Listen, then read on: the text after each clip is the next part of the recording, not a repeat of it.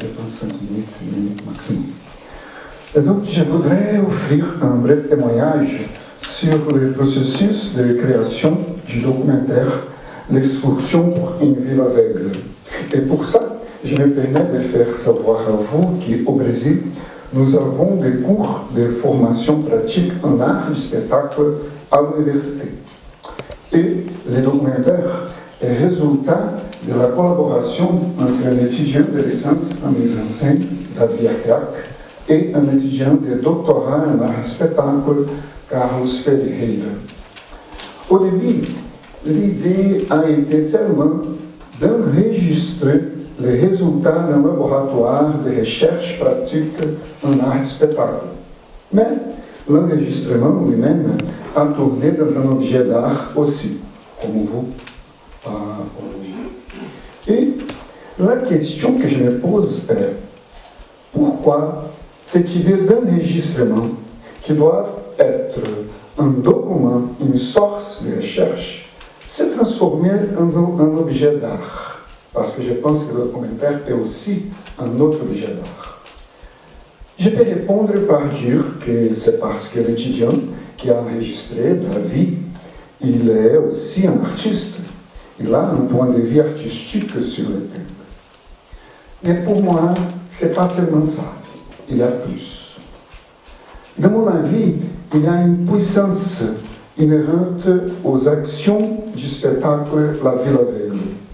Une telle puissance qui soutient la possibilité de différents traitements artistiques de ces actions. En créant, je vais parler de cette puissance, elle venue à mon esprit parce que vendredi dernier, nous avons eu une journée d'études à Paris 3, organisée par la professeure Alexandra, intitulée La poésie indiscrète. Et nous voyons une liaison des mots qui révèle les pensées sur l'attitude. C'était une bonne coïncidence que je suis à Paris dans ce moment. J'avais déjà entendu parler du projet de recherche de Carlos, mais je ne connaissais pas. Quand j'ai vu la vidéo à la maison, j'étais assez impressionnée. Et c'est un bonheur de voir les comédiens ici. Je pense qu'il y a ce côté qu'on doit faire attention de l'inclusion et de l'expérience d'égalité dans la différence, avec la différence. Et ça, c'est un projet politique, à mon avis, très fort, très important. Et je félicite, parabéns a vocês, atores do espetáculo. Bon, je vais parler de quelques points qui m'ont réveillé l'attention par rapport à la performance et l'intervention urbaine, qui c'est un peu mon champ de recherche et d'actuation à l'Université de l'État de Rio. D'abord, c'est la proposition de couper en des sens pour réveiller d'autres sens. Et ça, c'est très intéressant parce que c'est vrai, mais comme la comédienne a dit au film, au documentaire, c'est pas seulement couper un sens, mais être en contact avec des corps qui n'ont pas ces sens-là. Et je pense que là, Carlos a bien réussi de faire vraiment une expérience radicale de contact avec la différence. Pas dans un discours seulement d'inclusion, mais dans une pratique corporelle. Et c'est très intéressant de voir les gens, enfin les comédiens parler du théâtre comme cet espace de liberté des sens, des bouleversements des logiques des sens, où on vit dans un monde visuel extrêmement rationnel, où l'hégémonie de la vision est une sorte de pauvreté, d'autres sens peut-être, mais pas seulement dans le théâtre, dans la scène, mais ce que j'ai trouvé très intéressant, c'est de le faire dans la rue. Et là, on joue avec des limites de l'espace public. Ça, c'est très important. Enfin, dans le sens que c'est pas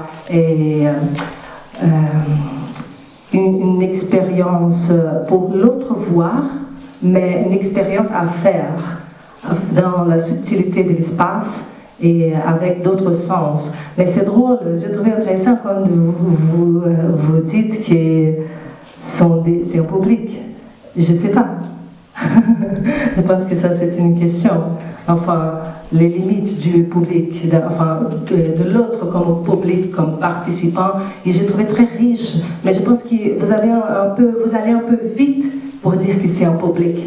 Pourquoi c'est un public? Mais ils font la scène, ils font partie de la performance. Et ça, c'est très intéressant. Cette disponibilité, cette possibilité de vulnérabilité du corps pour un moment. Mais il y a quand même une scène pour l'autre qui voit, qui passe. Et c'est très intéressant quand la comédienne dit que les réactions des autres, c'était pour elle les plus intéressantes. Enfin, et je pense que ça, on est au champ de l'intervention urbaine, vraiment. C'est là qu'on provoque quelque chose et parfois c'est pas agréable. Normalement, en général, c'est pas agréable du tout. Dans le sens d'une beauté, de quelque chose à voir, mais c'est un peu un choc, enfin, quelque chose d'imprévu, une rupture du quotidien qui dérange l'ordre. Oui, bien sûr, ça dérange, mais ça dérange pour quoi faire? Enfin, c'est pas seulement déranger pour déranger, mais je pense qu'il y avait la proposition des lumières à l'œil qui j'ai trouvé assez intéressante parce que c'est comme des personnages extraterrestres, je sais pas, quelque chose qui on peut pas définir. Et ça, j'ai trouvé assez bien comme mise en scène, non? Les pensées, ces détails des habits, enfin des sonorités, de l'habit, c'était très intéressant. Mais c'est ce que j'ai vu au documentaire. Vous n'avez pas profité vraiment de ça, je veux dire. Il y avait quelque chose qui s'est passé à côté. Et est-ce que j'aimerais bien voir, qui klaxonne pour que ces klaxons-là soient dans le spectacle quelque part, comme mise en scène. Enfin, est-ce que ça peut être incorporé d'une manière politique, dans le sens, oui, on s'arrête pour klaxonner. Enfin, je dis ça parce que je vois qu'il klaxonnait parce qu'il était pressé pour rentrer à la maison. C'est ça. C'était pas pour le spectacle. Ouais, 6 heures encore. Là, tu as touché le stress urbain. Ouais, certainement. Mais c'est intéressant de penser comment transformer ces stress urbains dans une autre chose. Comment passer. Et je pense que ça, c'est un défi de la mise en scène d'un espace urbain. Et j'aime bien quand tu utilises le mot mise en scène. Ouais, c'est ça. C'est intéressant ça. Ouais, mais pour moi aussi. Mais quand je m'écoute pendant le documentaire aujourd'hui, c'est un truc de 2015. Et aujourd'hui, je rencontre le temps mise en scène, encenação en portugais. Mais là, je dis tout le temps spectacle. Et pour moi, c'est un peu difficile quand j'écoute parce que je pense que c'est trop différent aussi. Oui, c'est différent. Ouais. Et je pense que dans la rue, la mise en scène se fait vraiment autrement. C'est ça. Parce que là, c'est une expérience radicale de contact avec tout ce qui se passe. Et tu ne peux pas prévoir, tu ne peux pas contrôler. Mais tu dois projeter des choses quand même. Et je pense qu'il bien sûr, il y a de l'expérience derrière, bien sûr. Mais je crois que tu peux incorporer les klaxons au manifeste, ce sera très bien. Bon, je pense que c'est ça. Merci.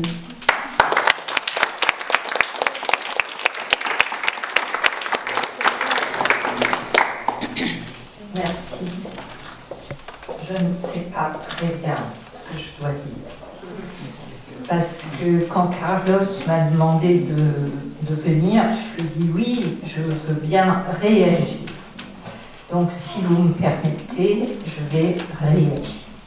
Et je vais commencer par la fin du film. La question qui est posée. Quand avez-vous trébuché pour la dernière fois? Je voudrais vous dire que je trébuche tout le temps. J'ai beau avoir des yeux, je trébuche. Donc, je ne sais pas quel est le sens de quand avez-vous trébuché pour la dernière fois, mais ça ne me paraît pas discriminatoire, en tout cas, pas dans mon cas. J'ai regardé le film avec beaucoup d'intérêt, malgré tout le texte qu'il y a à lire en bas, parfois trop vite.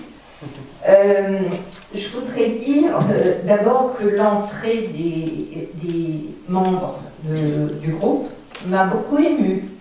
Je pense qu'on ne dit pas la même chose quand beaucoup de spectacles qui ont été faits comme ça. Personnellement, j'ai participé à 2 spectacles comme spectateur. Le premier, c'était déjà il y a 20 ans peut-être. C'était un groupe qui s'appelait Illotopie, mais ce n'était pas des aveugles. On nous faisait entrer dans un espace très noir. Et on nous faisait reconnaître, toucher des choses, traverser une rue fictionnelle, bien sûr, les voitures, le bruit, je reviendrai sur les sons, c'est ce qu'il y a de plus perturbant, je pense, quand on perd le regard. Et puis, il y avait un moment extraordinaire où on nous a offert un verre, pendant que tout ça dans le noir, et qu'on nous a demandé de payer. Parce que comment vous payez quand vous ne voyez pas la monnaie? Et vous vous rendez compte, évidemment, vous ne savez pas distinguer un billet de... C'était en France, à l'époque, il y avait des francs, donc on ne peut pas distinguer les francs, je ne sais pas, les centimes, on peut voir l'épaisseur, mais bref. L'objectif était atteint, qui était de nous montrer que finalement nous étions privés de tout et on ne reconnaissait pas les choses les plus simples. Il y avait une fontaine en plein centre, on n'a pas été capable, la majorité d'entre nous, de la reconnaître. Donc ça c'était le premier spectacle. Et puis il y a eu un autre spectacle, l'OFTA, Festival Transamérique, qui avait lieu à Montréal il y a une dizaine d'années, où une compagnie française, malheureusement j'ai oublié le nom, ou je n'ai pas retrouvé le nom, mais il faisait un parcours comme ça. C'est-à-dire un parcours où nous étions, on nous mettait un bandeau, on était seuls. Ça fait une différence, parce que vos acteurs sont en groupe. C'est pas du tout la même impression. Donc on était seuls et on était accompagnés de loin et de près, mais ça paraissait très loin, par quelqu'un qui nous menait à travers la ville et on devait descendre un trottoir, toucher un arbre, savoir ce qu'on touchait. Parfois on n'était pas capable d'identifier des palissades. Mais pas seulement, on nous a fait entrer dans des espaces, on nous a fait jouer, des gens nous ont reçus chez eux, des gens qui étaient d'accord, bien sûr, nous ont reçus chez eux. Et puis, un des moments très forts du spectacle, c'est qu'on avait été introduits dans une église. Donc on connaît pour la plupart les églises, il y avait des sons assez particuliers, mais on est seul, mais on entend la résonance. Et dans l'église, on rencontrait quelqu'un qui nous guidait. Et ce n'est qu'après le spectacle qu'on a su que la personne qui nous guidait dans l'église était aveugle. Et là, j'ai trouvé ça extraordinaire, ce renversement qu'on retrouve dans le film entre des aveugles qui mènent des voyants. Et ce sont les aveugles qui voient beaucoup mieux. Je trouve que effectivement, peut-être que les aveugles ici sont pas comme ils sont dans la vraie vie, parce que dans la vraie vie, ils sont beaucoup plus indépendants que ça. On ne les voit pas parfois. Enfin, je sais pas, vous en rencontrez dans le métro, on est étonné de voir comment ils descendent les escaliers, ils payent. Enfin, vraiment, c'est admirable. Donc ces deux expériences m'ont vraiment marquée comme spectatrice et comme personne voyante, forcément. Ça m'a sensibilisée aussi, comme vous le faites dans votre pièce, aux non-voyants. Alors, peut-être des questions proprement théâtrales, là. Je dirais que cette forme de théâtre, c'est du théâtre. Enfin, des gens comme Nicolas Bourriaud ont beaucoup parlé du théâtre relationnel, du théâtre communicationnel. c'est pas le théâtre auquel on est habitué. D'ailleurs, je dirais que ce qui m'a gênée, parce qu'il y a des choses qui m'ont gênée dans le film, c'est la partie théâtrale. Je trouve qu'on n'en avait pas vraiment besoin. Je ne sais pas pourquoi elle est là. Je ne sais pas si elle apporte vraiment quelque chose. Je peux comprendre, oui, mais j'ai l'impression plutôt qu'elle parasite, alors que le reste est déjà très fort, en soi. Donc, oui, il y a une forme de théâtre comme ça, et je suis d'accord avec vous. Ce qui est intéressant, c'est les différents espaces. Enfin, les différents spectateurs. Il y a les spectateurs, ceux qui sont là par hasard et qui se demandent ce qui se passe. Donc ils s'arrêtent, ils regardent, ils sont intéressés, ils comprennent.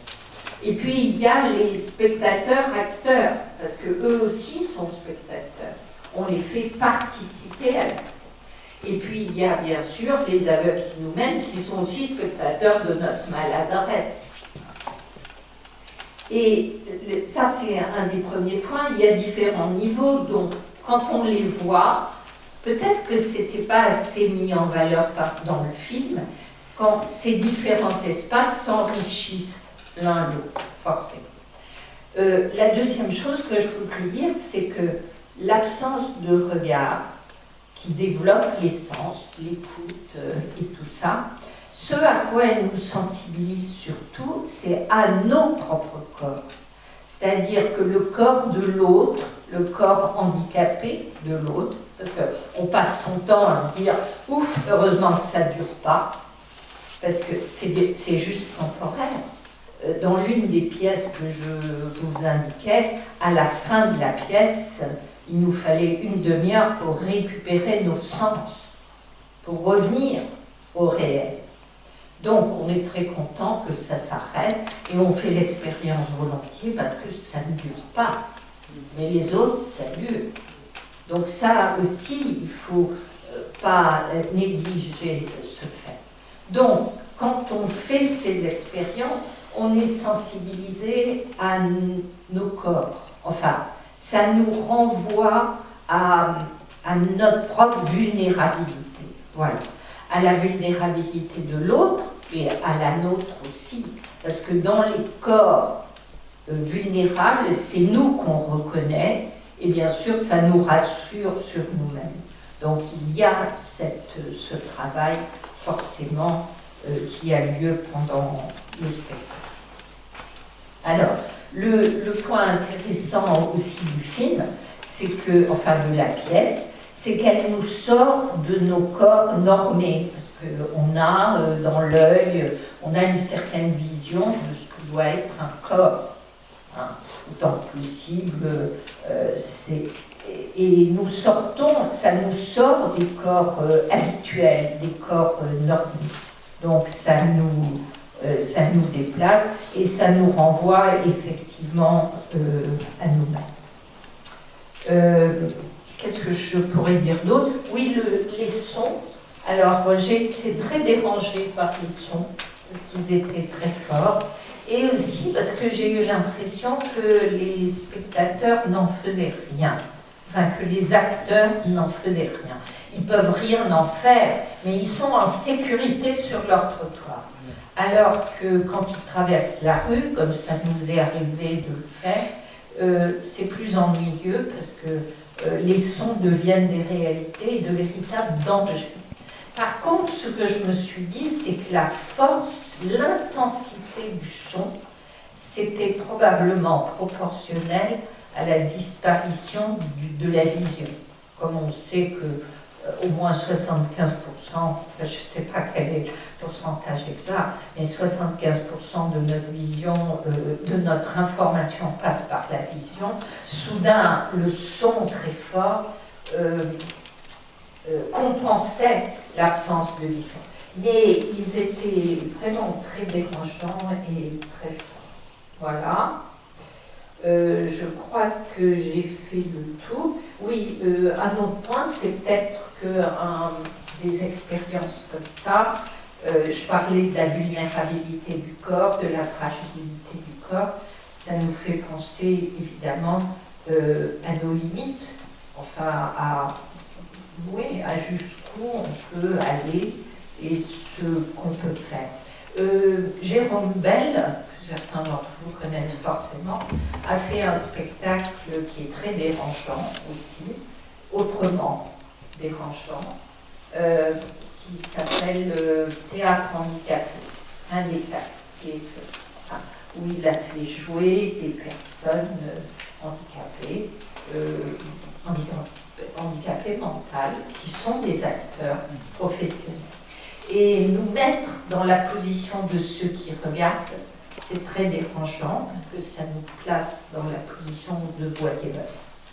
Et c'est très difficile pour un metteur en scène de travailler avec le handicap sans que ce soit choquant, sans que les personnes handicapées ne soient pas présentées comme un objet là, mis pour simplement satisfaire notre curiosité ou notre souci d'éclairer. Ce n'est pas le cas du film, c'est ce que prouvent les entretiens, au contraire. Il y a beaucoup de choses qui ont été faites, mais c'est vrai que c'est un danger enfin, quand on travaille dans ces eaux-là, et je crois qu'il y a de plus en plus de metteurs en scène qui le font. Voilà, je crois que j'ai fait tout.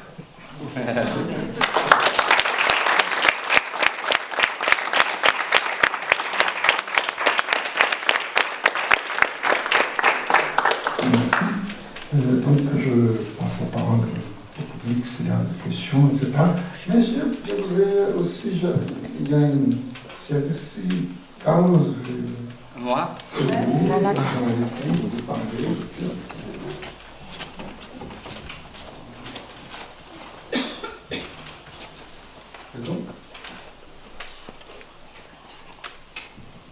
y a des questions ici. J'ai pas une question, mais c'est juste une observation, et ça fait faire un tour. C'est qu'à un moment donné, je trouve très pertinent l'histoire du public qui participe, etc., qui nous fait public cet espace en fait.